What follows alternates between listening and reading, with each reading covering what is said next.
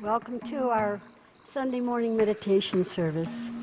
The word for today, or the words for today, I appreciate the good in my life. When someone admires my efforts or thanks me for something helpful I've done, I'm happy to know I have blessed them, recognizing how good it feels to be appreciated. I remember to express my gratitude and appreciation to the people who have blessed me. So, we're going to do a chant. It's call and response. And just relax. I don't care if people lay down on the pews or you sit up or whatever you do.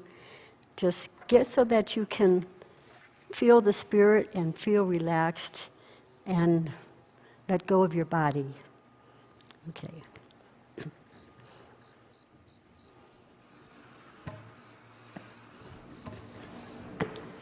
Golden light in the candle flame, deep in you, I feel the same.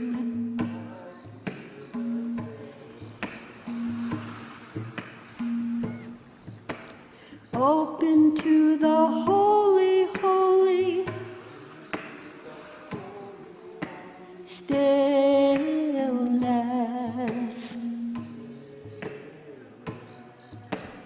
Open to the holy, holy stillness.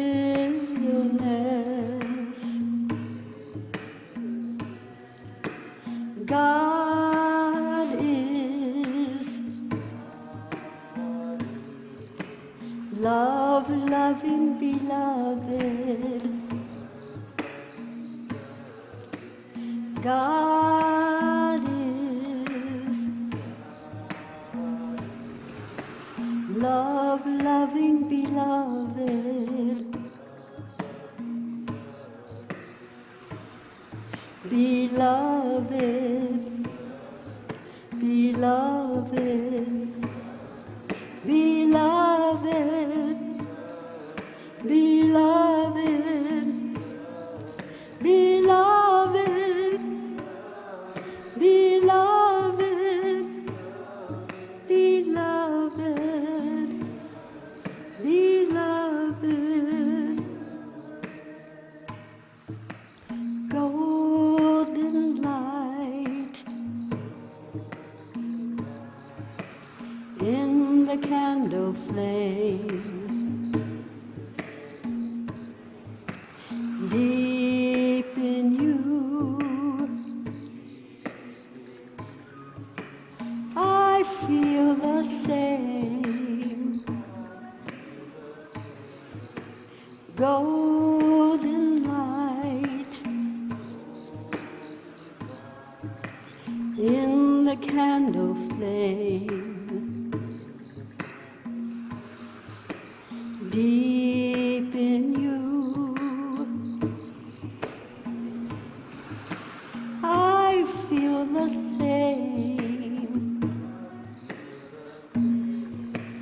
Open to the holy, holy stillness.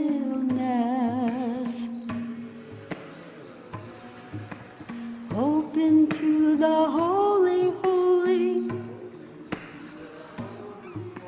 stillness.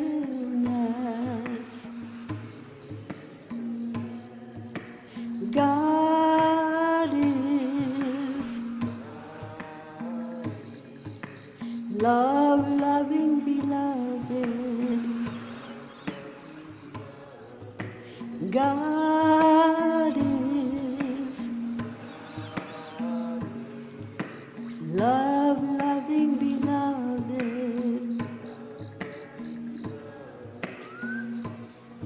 beloved, beloved, beloved, beloved, beloved, beloved, beloved, beloved, Ishkala,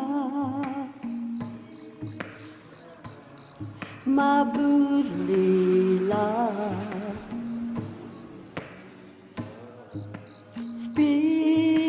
Spirit, Spirit of ecstasy, we are one with beloved, beloved, beloved, beloved,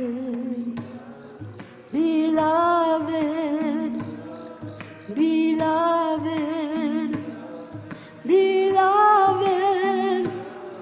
beloved, beloved, beloved, Ishkala,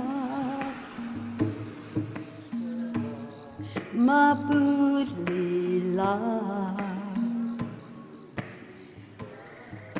Spirit, Spirit of ecstasy, we are one with beloved, golden light in the candle flame, deep in you, I feel the same, golden light in the candle flame, deep in you, I feel the same, open to the holy, holy stillness, open to the holy, holy stillness.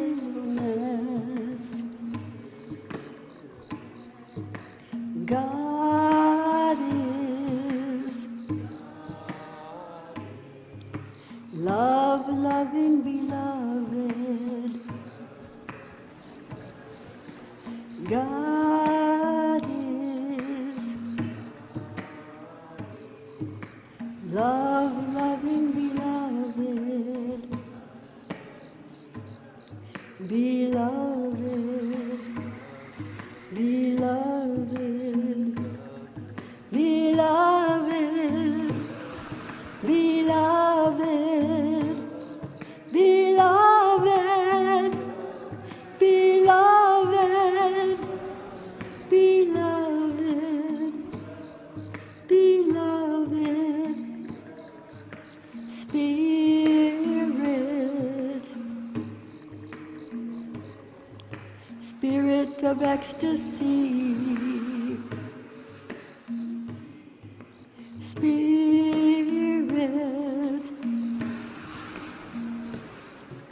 Spirit of ecstasy, deep in you, I feel the same. Oh.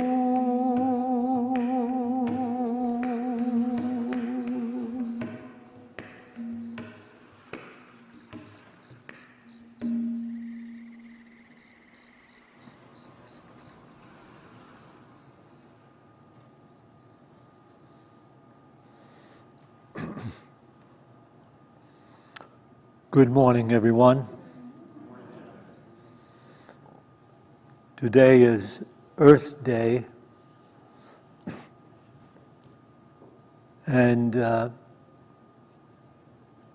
is designated as such that we might give some recognition to the earth, which provides all of the needs for us human beings.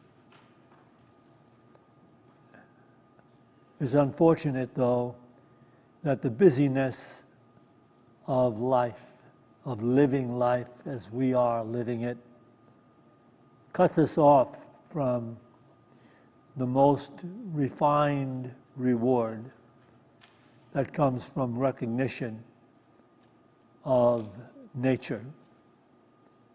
The recognition that we are indeed, in fact, part of nature. So,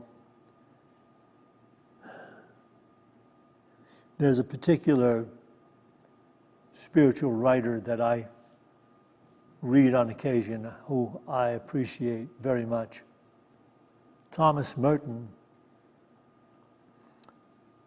He was a devoted Catholic monk who became a Zen master. So he actually understood the theology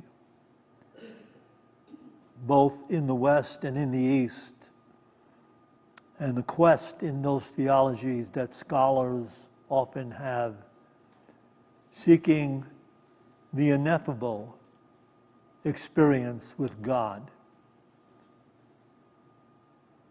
And of course, he had a vision that was enlightened.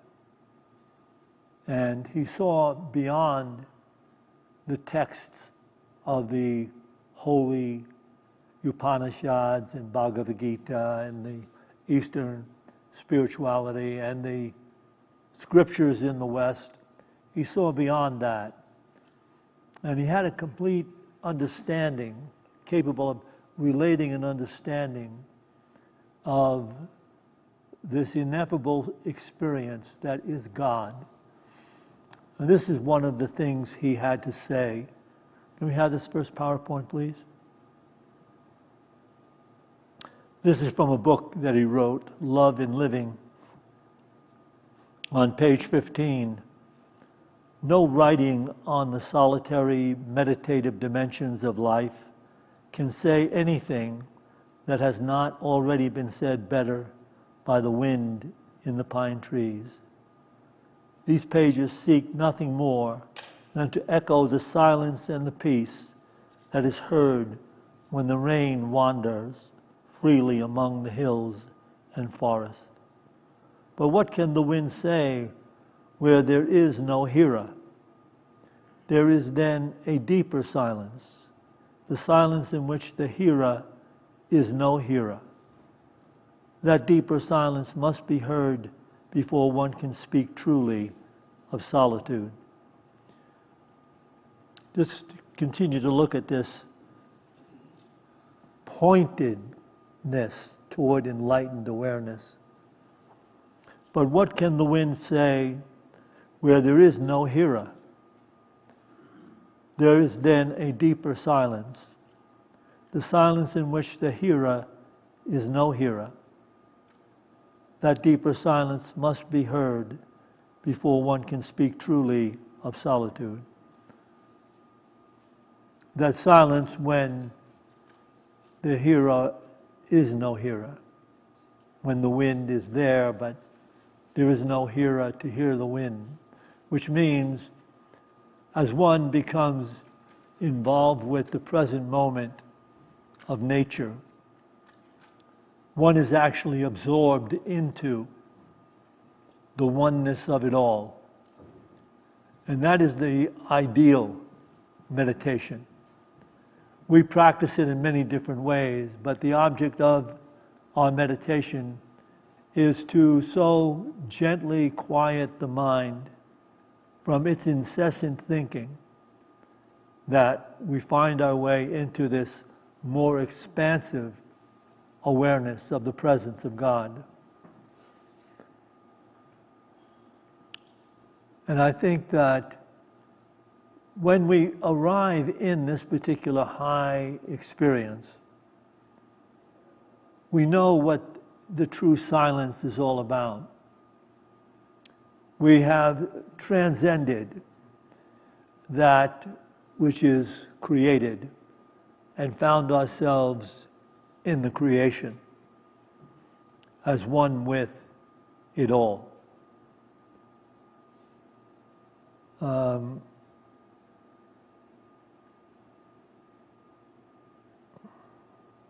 Well, we had dinner with a couple of friends on Friday night, and the question came up, I think it was posed to Norma, what was the happiest day of your life? Of course, such a question is almost impossible to pin down in one's awareness. And I think it segued into what was the happiest time of your life, which is a little easier to deal with. And I answered that question for both of us. The happiest time of our lives was when our children were very young, 5, 6, 7, and then on and on and on. All the years that we had to be ultimately caring for them.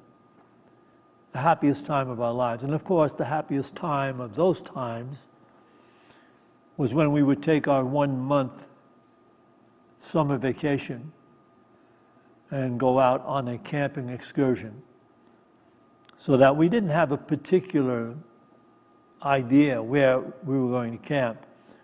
We just headed out in certain directions, always knowing that we're headed toward at least some, rustic wilderness.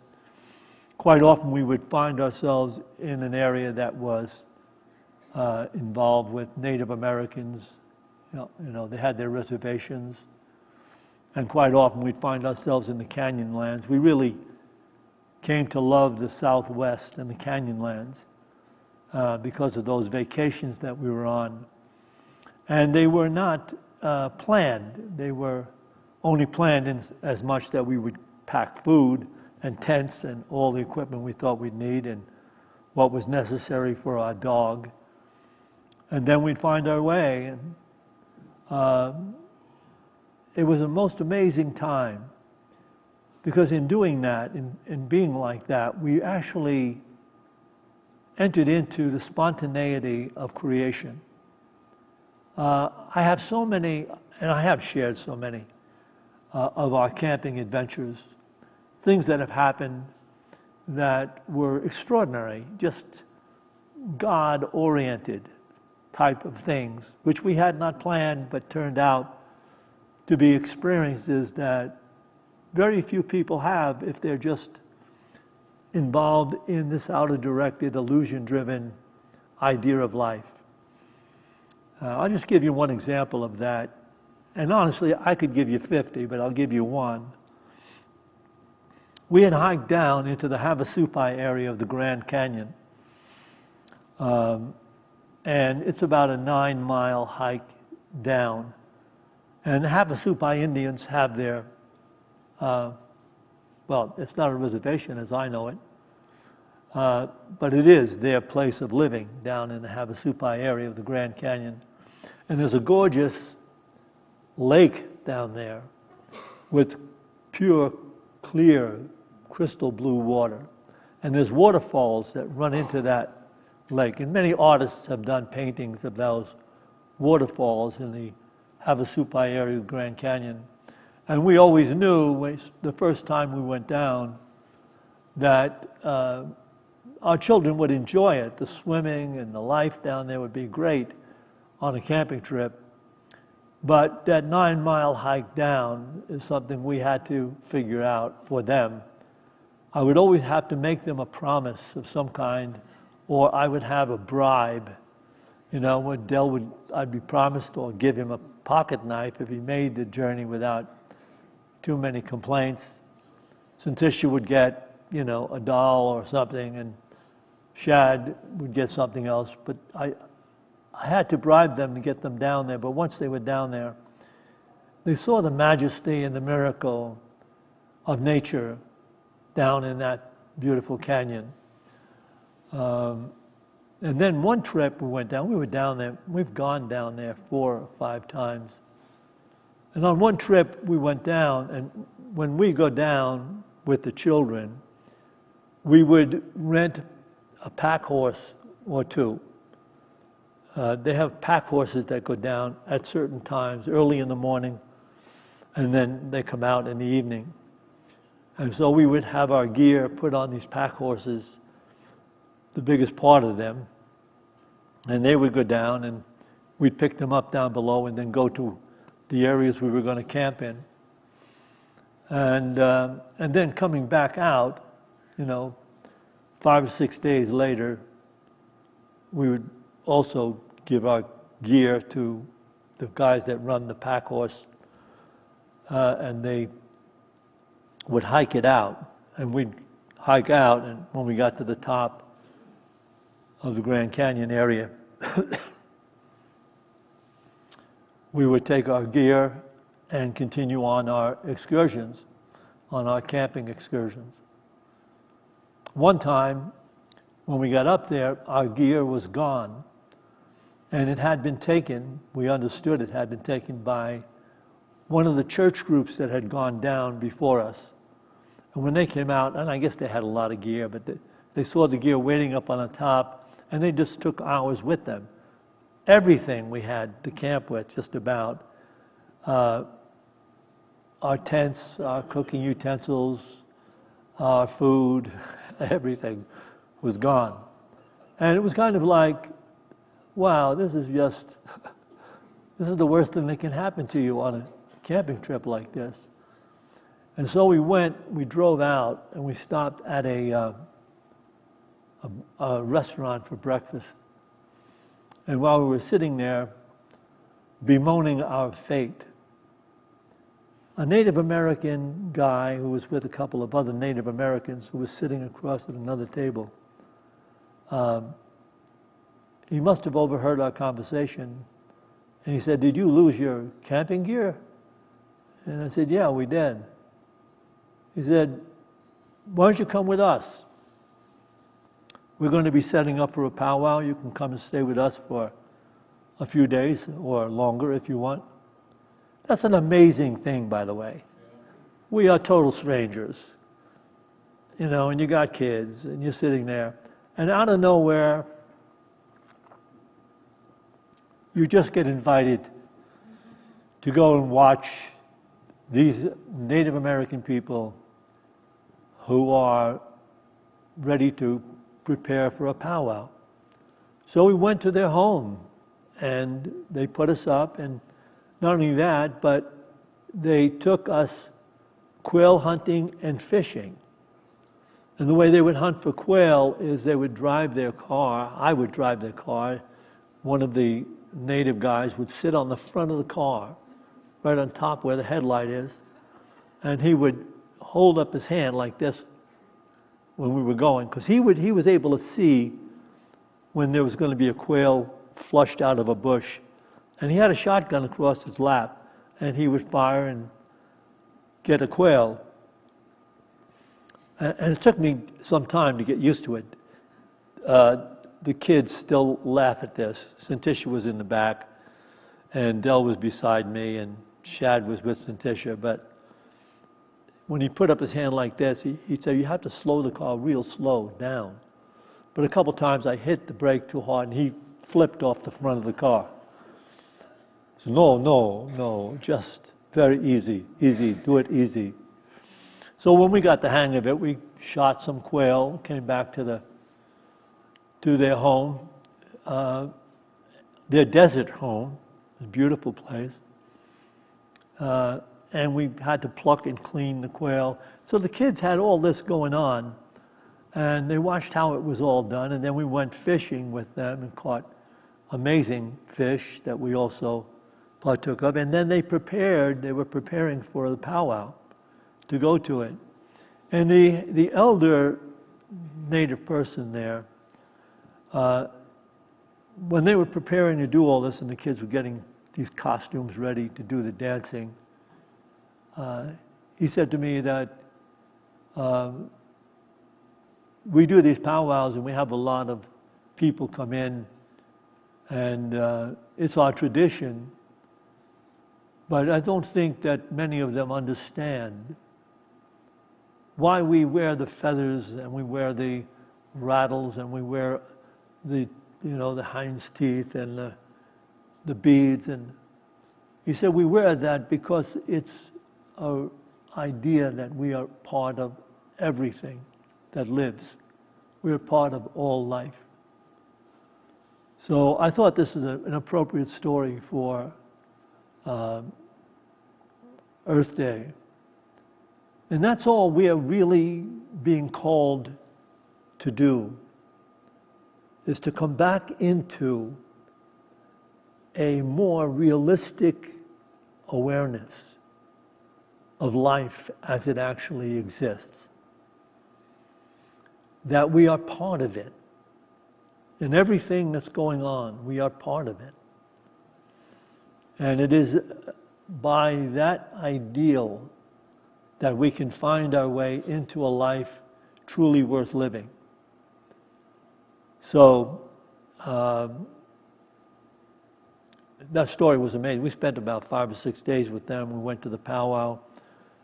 The kids got along great with their kids, and they just loved watching this all take place and how they prepare for it and things like that. But out of nowhere,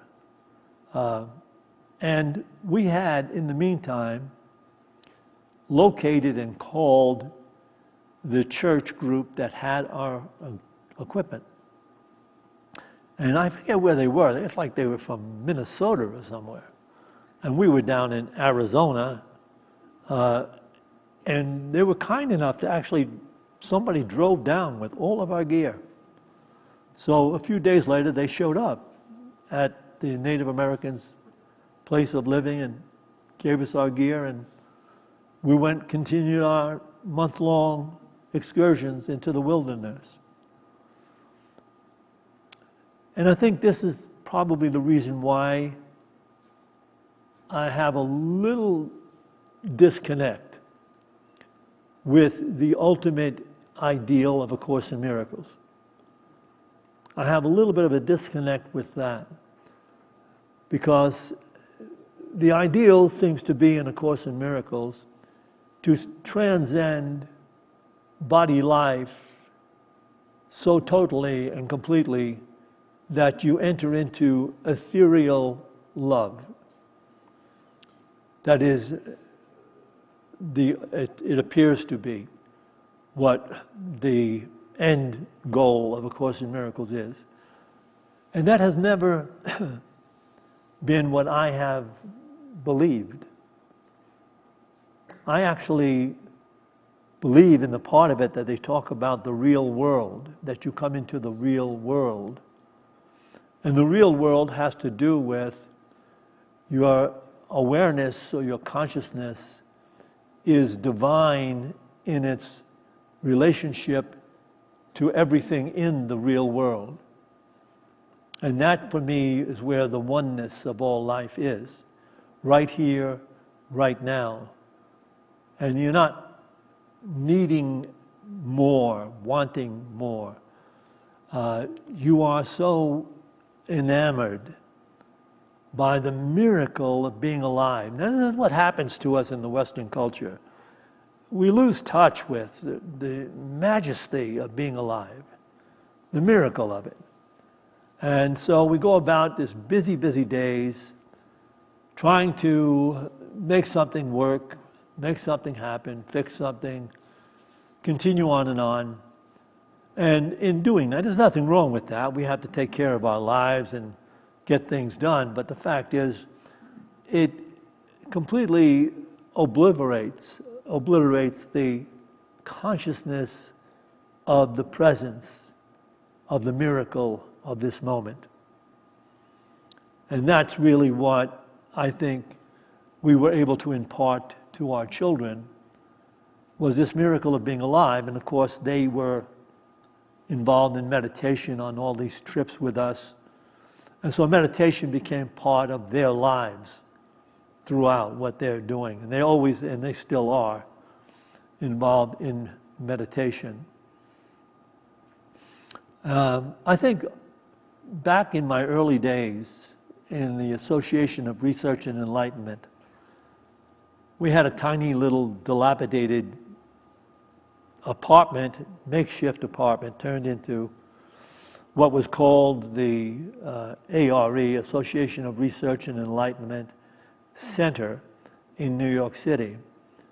And a couple of people who were approaching senior citizen age, I think they were in their 60s, Joe and Madeline Mead, amazing people of amazing consciousness. And there weren't very many people that when we first found our way there weren't many people there. But as we got there, in a matter of weeks, we had 30 or 40 people showing up on a Saturday. We would go all day Saturday doing dream, meditation, and discussion groups on spiritual elements, issues, and we would meditate together. But a big part of it was the dream interpretation groups that we had. They would go all day Saturday, and then during the week, people were asked if they wanted to join and create their own Search for God group. So on a Wednesday, people would get together in small groups at somebody's apartment. And we had that. We had a group at our apartment meet on Wednesdays where we studied the Search for God books that came through Edgar Casey. But things happened in such a way. I think even on Friday night when I was talking to our friends over dinner, I mentioned how I cannot see how our divine core nature doesn't prevail in leading us to the life we're supposed to be living. It doesn't mean that there's a specific type of life or profession that you're supposed to be in, but the life we're supposed to be living is actually being able to enjoy that life and not have to be looking so hard to find something more, something greater, something beyond. And I think that's what the Association of Research, that's what started Norma and I on our spiritual journey. And we had dream groups all day Saturday and meditation groups and discussion groups. And I remember one particular dream that Joseph Mead, who was the guy that ran the center, he made sure that we take tithes and pay the rent, which wasn't great at all. It was in a very small, in a dilapidated area of New York City. And he shared a dream. We would all share our dreams, and then we would go around and discuss them and interpret them as we went. And he shared a dream that he was walking in the woods with his dog, a dog that he really loved and sometimes had at the center on Saturday. And he's walking through this beautiful forest. And he comes to a place where everything seems to be getting lighter and lighter.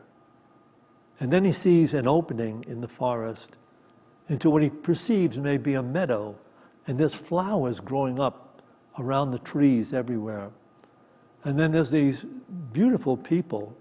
And he said you couldn't tell if they were male or female. They were dressed in this shimmering white outfits at the entrance to this opening to whatever it was, a meadow or something divine.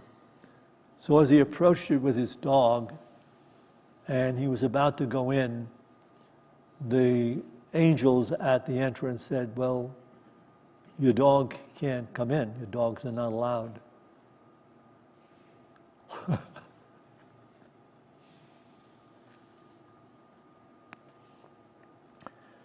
And in the dream, he said, then this can't be heaven. And he walked away. And it's a story that stayed with me about life. And there's lots of spiritual stories, sometimes I share them, about how even in our quest to live a life truly worth living, an enlightened life, a God-conscious life, we sometimes do tend to ignore that it's right before our face. It's right where we are, because we're not awake to it. So because we disregard, we don't have a consciousness of the miracle of what's going on. If you look at the miracle of what's going on, and sometimes I say it this way, I mean, I live up in the mountains, we have birds, we have fox, we have rabbits showing up on our property. It's like we go out, when the weather's nice, we eat on the deck in the morning, and we watch the creation create around us. But it is so inspiring when you're awake, even in the city, if you're awake, you come to see the miracle that takes place everywhere. You can see it in the things that people do as you go through the ordinary things of life that are not so ordinary.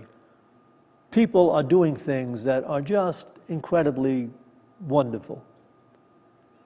And when you're awake to that, it makes you feel good. It makes you feel, yeah, this is God.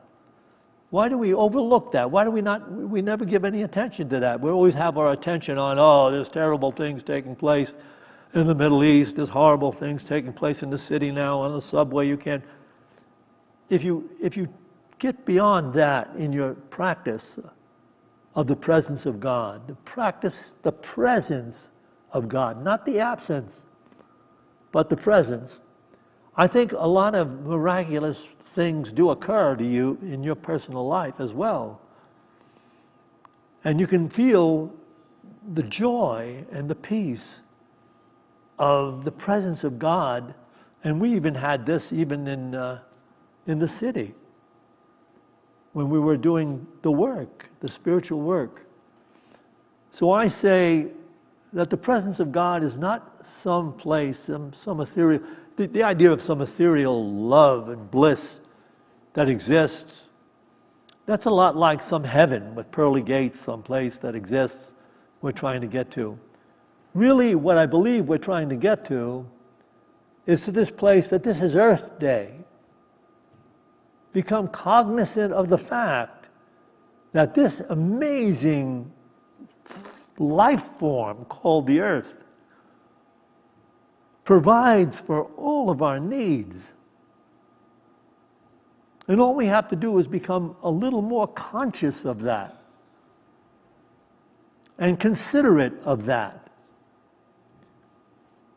There's really, when you get right down to it, there isn't any other thing to be learned or gained in life but becoming consciously aware that this is all God. It's all God. It's all gifted from God.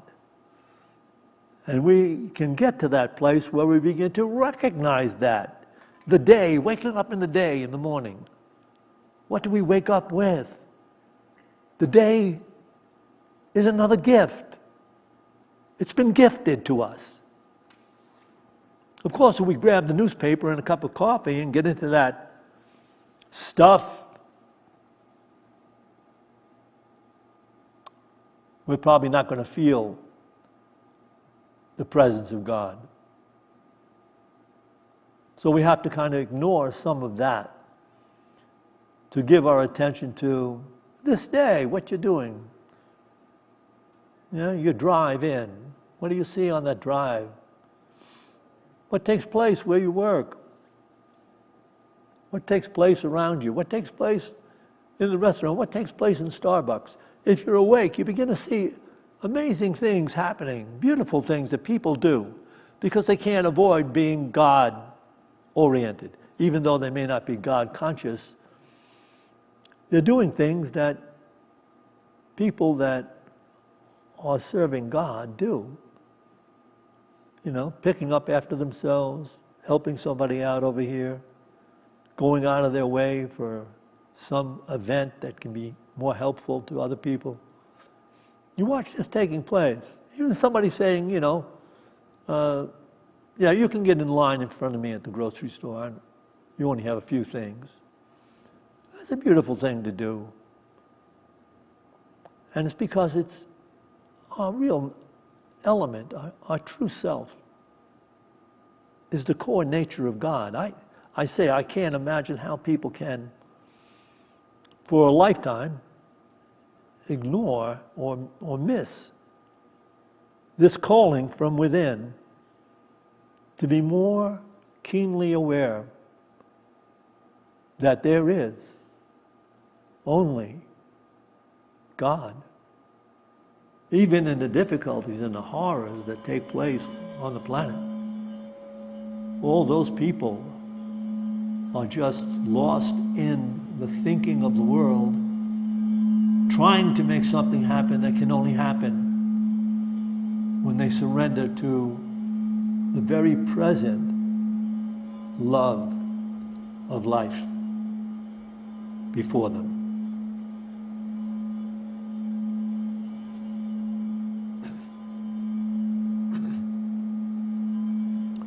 Why don't we take a couple of deep breaths? We'll meditate together.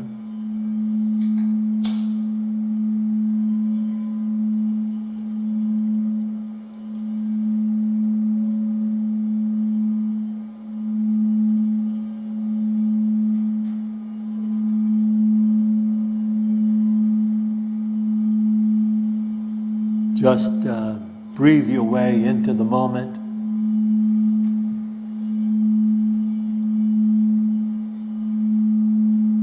Just feeling okay with what you are, where you are, what you have and what you don't have. Just being okay with this moment.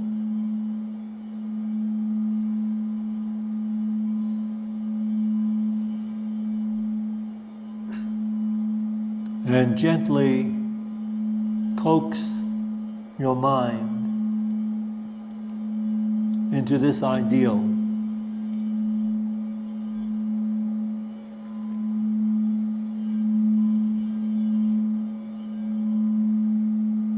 Everything I look upon,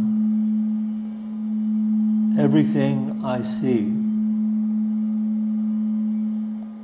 is only God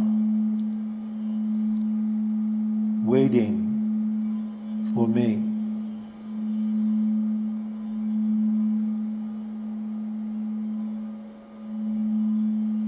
Everything I look upon, everything I see is only love waiting for me.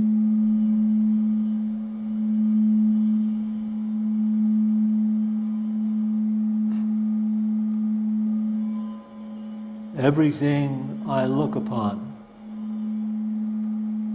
everything I see is only God waiting for me.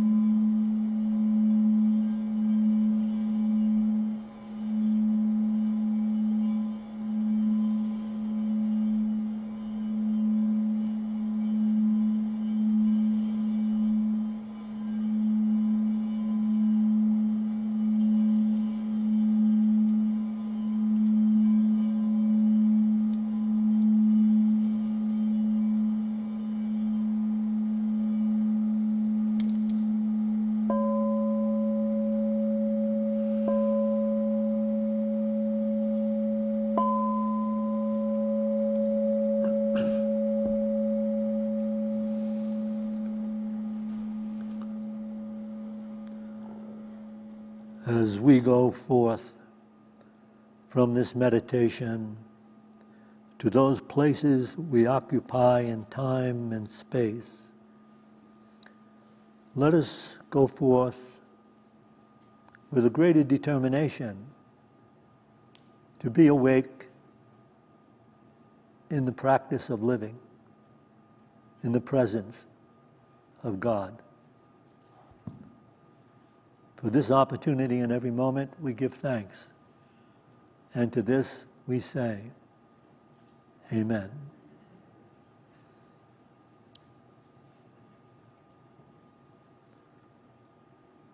We will take an offering for unity now. And those of you watching us on live stream, I hope you're inspired enough to write a check immediately and be ready to send it to Unity of Boulder. Thinking about it and saying you're going to do it at some point quite often just disappears. And I also invite you to show up here and join in the physical collection of joy that we share.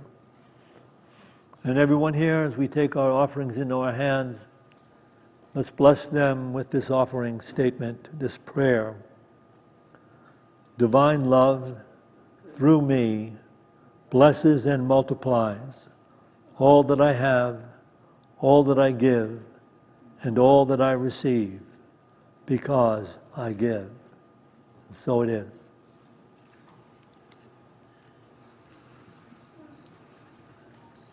I hear all creation calling, calling me to honor, honor and respect all life.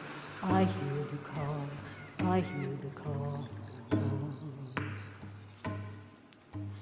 I hear all creation calling, calling me to honor, honor and respect all life. I hear the call, I hear the call. I hear all creation calling, calling me to honor, honor and respect all life. I hear the call, I hear the call. I hear all creation calling, calling me to honor, honor and respect all life. I hear the call, I hear the call. I hear all creation calling, calling me to honor, honor and respect all life. I hear the call, I hear the call. I hear the call, I hear the call. I hear the call, I hear the call.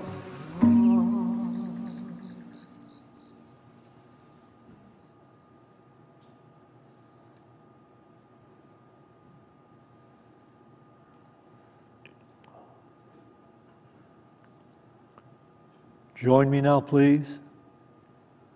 We dedicate this tithe to the will and the work of the Spirit of truth, the Spirit available to each of us, the Spirit that joins all of us. We dedicate this tithe to the victory of the Spirit of truth. Amen. So, Santisha will be taking on the second service at 11 o'clock, and we will have our discussion group in Fellowship Hall for those of you who would like to stay and either talk about this talk or anything to do with unity. And the gift store is open right now. Wonderful gifts in there and books too. Okay. So we have refreshments over there. You can stop over and have some refreshments while we circle up the chairs, and I'll be over in about 10 minutes. We have a pot lunch today. Oh, thank you. Yeah, I made my green rice. There's plant sale too. There's a plant sale. Yeah. Garden. Joel Goodman, Right. So Holly Hosner. if you are inclined, in fact, you should be inclined to show up for that potluck, you can still go get something at the marketplace or even at 7-Eleven. It doesn't have to be anything grandiose. Just It's such a great way to make friends and meet people, that's right. or meet friends and meet people. And that will occur about, I don't know, 5 or 10 minutes after the second service. And you'll be doing yourself a favor as well if you stop in and partake of the second service, since Tisha's always insightful about the stuff she shares. So, to everyone, have an amazingly beautiful day.